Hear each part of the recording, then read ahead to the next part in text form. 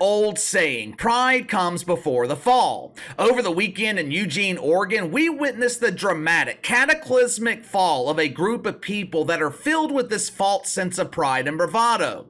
And to be perfectly honest with you, I think the same thing is going to happen this coming Saturday when Colorado plays USC. And just to be clear here, I am not talking about the pride and the dramatic fall of Deion Sanders. Deion Sanders, he remains unscathed. He's been through embarrassing losses before. That loss to Oregon on Saturday, that didn't shake the confidence of Deion Sanders. The people I'm talking about, the people filled with this false sense of pride and accomplishment, they are inhabiting the mainstream media. For weeks now, the mainstream media, they have exalted Deion Sanders into this object of worship. The media, they are using Deion Sanders to create this racial division in college football and in sports in general. They did the same thing a few years ago in the NBA, and Adam Silver, he just sat back and watched it happen. Adam Silver allowed his players and the media to damn near destroy the league. After one meaningless win against TCU, the mainstream media went into overdrive hyping up Deion Sanders as the greatest coach in the country. One win. That was it. The dude was 1-0, and the media could not stop talking about him. They created these expectations at Colorado that was just impossible to live up to. Now, keep in mind, this is the same media that crucified Deion Sanders when he left Jackson State. All of a sudden, he wins a game against TCU, and the media wants to be his new partner in the butt bongo. And to his credit, I don't think Deion Sanders is responsible for this division, this garbage. I think he knows that the media is using him to create this division in sports. According to the media, Deion Sanders, he is not America's coach. Deion Sanders is Black America's coach. Well, Casey, what the hell is Black America? I thought there was only one America, the United States of America. Yeah, that's the way normal people see it. That's the way normal people of all races see it. But that's not how the mainstream media wants us to see it. In order for them to drive traffic to their shitty websites, the media, they have to have an enemy. If they can't find a natural enemy, they'll just simply create one. Right now, at least when it comes to Deion Sanders in college football, that enemy is you and anyone who dares to criticize him. Like I said, the media is claiming that Deion Sanders belongs to Black America. You don't have to take my word for it. They proudly flaunt it themselves. Headline at The Undefeated, the media outlet that's read by dump divers in the WNBA when they're using the porta potties. Headline at The Undefeated, Deion Sanders transforms Colorado into Black America's team.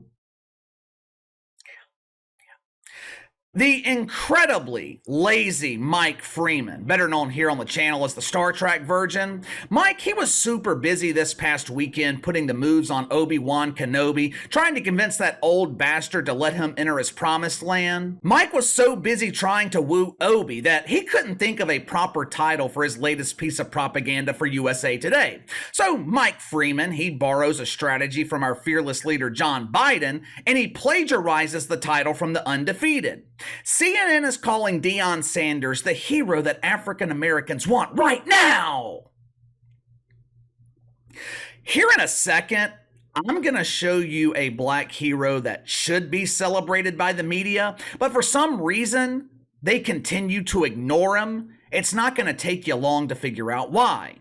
But the media, they are using Deion Sanders to pit white people against black people. If you have the audacity to criticize him, they will charge you with violating the first woke commandment, thou shalt not commit mythical racism. Let me show you an example of what the media is calling racism. Before the game on Saturday, Oregon head coach Dan Lanning, he gave a speech to his team. It was your typical speech from a head football coach. He was trying to motivate his players to go out there and kick Colorado's ass. Watch it for yourself. The Cinderella story is over, man. Right? They're fighting for clicks, we're fighting for wins. There's a difference. Right? There's a difference. Right? This game ain't going to be played in Hollywood. It's going to be played on the grass. Right? It's going to be played on the grass. I've watched that clip several times. I have yet to see one example of racism. I mean, that is what football coaches do. Hell, that's what athletes do. It's called bulletin board material. They over-exaggerate something to create this us against the world mentality. Michael Jordan, he was notorious for doing this during his NBA career. If he couldn't find a real enemy, he would just make something up in his own mind to create an enemy just to keep himself motivated. It's a common practice in sports. Dan Lanning wasn't taking personal shots at Deion Sanders. He damn sure wasn't being racist. Hell, Deion Sanders didn't even have a problem with his speech. But the shitfucks in the media, they are using this speech to create divisiveness. According to Skip Bayless, there is a deep-rooted, venomous vengeance against Deion Sanders, especially amongst white coaches.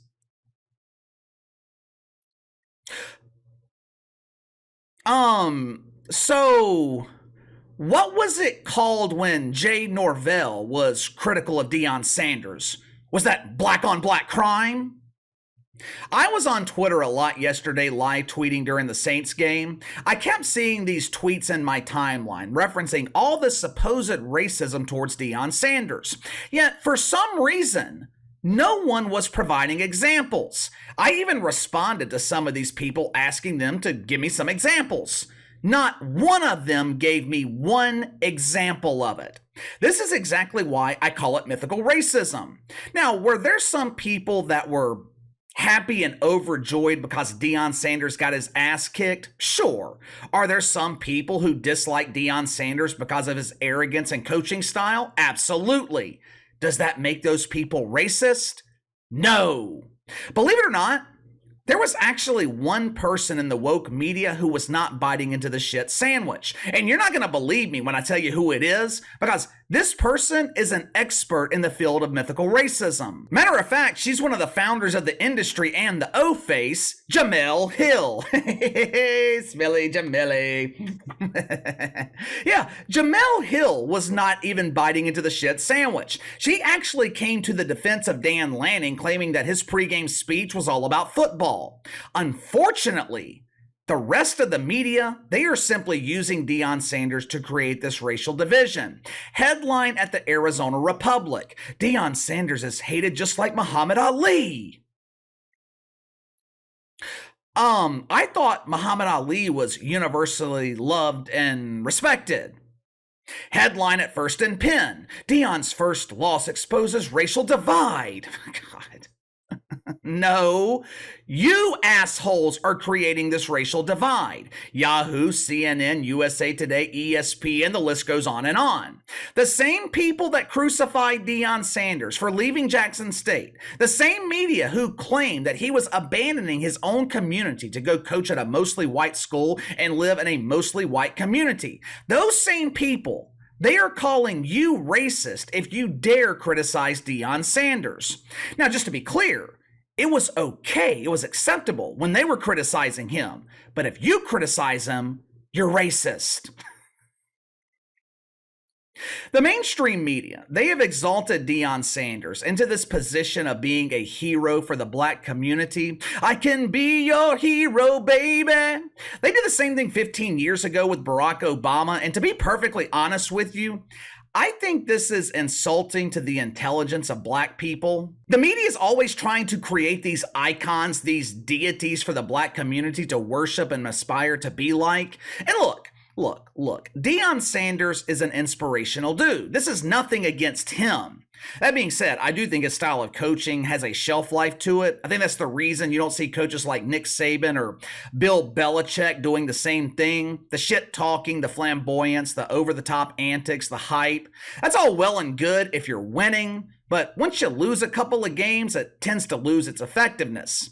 Deion Sanders has done a remarkable job at turning around the program in Colorado. He deserves the recognition that he's getting. But Deion Sanders, he should be something that unites people. He should not be used to further the racial divide in this country. Like I said, media is turning Deion Sanders into a hero for the black community. He belongs to us. White people can't have him. Fine, whatever. But let me ask you this. Where was the media last week when Demario Davis was being a real hero? Where was the media last week when Demario Davis addressed the media in New Orleans? This dude gave a better sermon in 3 minutes than most pastors have delivered in the last 3 years. Now, for those that don't know, Demario Davis, he's a linebacker for my Saints, captain of the defense, and in my personal opinion, Demario Davis, one of the best linebackers in the NFL. In the span of about 30 seconds, Demario Davis, he solved the problems in our public schools, our judicial system, and the healthcare system. Watch for yourself. I think the phrase that is used oftentimes is, man, that's awesome what you're doing with that platform that you have. But at the end of the day, that's what we are to be doing as Christians. That's what we are to be doing as believers, is sharing the gospel, preach the gospel. The word says, for I am unashamed of the gospel, for it is the power of God to bring salvation to all who believe. It's the power of God. And that's what our world is needing. That's not just talking about salvation for the spirit. That's talking about salvation for the soul. People who are hurting, people who are going through present day situations who need healing and need God in their life. And only the power of God can save them. Our schools need God. Share the gospel. In our courtrooms need God. Share the gospel. In the hospitals, our hospitals need God. Share the gospel. Preach the gospel. It is the power of God that will bring salvation. And I can't be the only person that feels like our nation needs salvation. You guys are intelligent. I don't have to sit here and explain to you why the media is ignoring Demario Davis. In their eyes, Demario Davis, he worships the wrong God. Instead of worshiping the woke oak tree, Demario Davis worships the real God. He's completely useless to the mainstream media because Demario Davis preaches a message of unity, which is the antithesis to their desired narrative of divisiveness. I keep saying this over and over again because I can't stress this enough. The media is using Deion Sanders to push racial division. They are claiming that America is uncomfortable with Deion Sanders because he's a confident black man. Barack Obama was a confident black man, and he was elected president not once, but twice.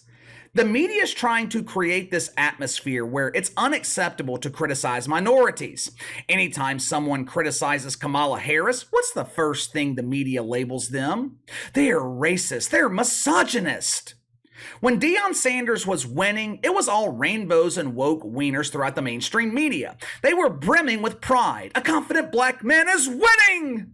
But as soon as he loses one game and the criticism starts coming his way, the prideful media, they fall back on the same boring tactic of labeling legitimate criticism mythical racism. But give me your thoughts. Do you think Deion Sanders is being used by the media to push racial division? If someone can give me one example of legitimate racism towards Deion Sanders, by all means, let me know. And I'm not talking about some dork with 7 followers on Twitter. I'm talking about real examples. If you can find one, send it my way. Sound off in the comments below. Like, subscribe. I appreciate you guys and all your support. Make sure you share the video. You can follow me on Twitter at KC_BTL84. And if you come across some examples, just DM me on Twitter. I'll see you guys tomorrow.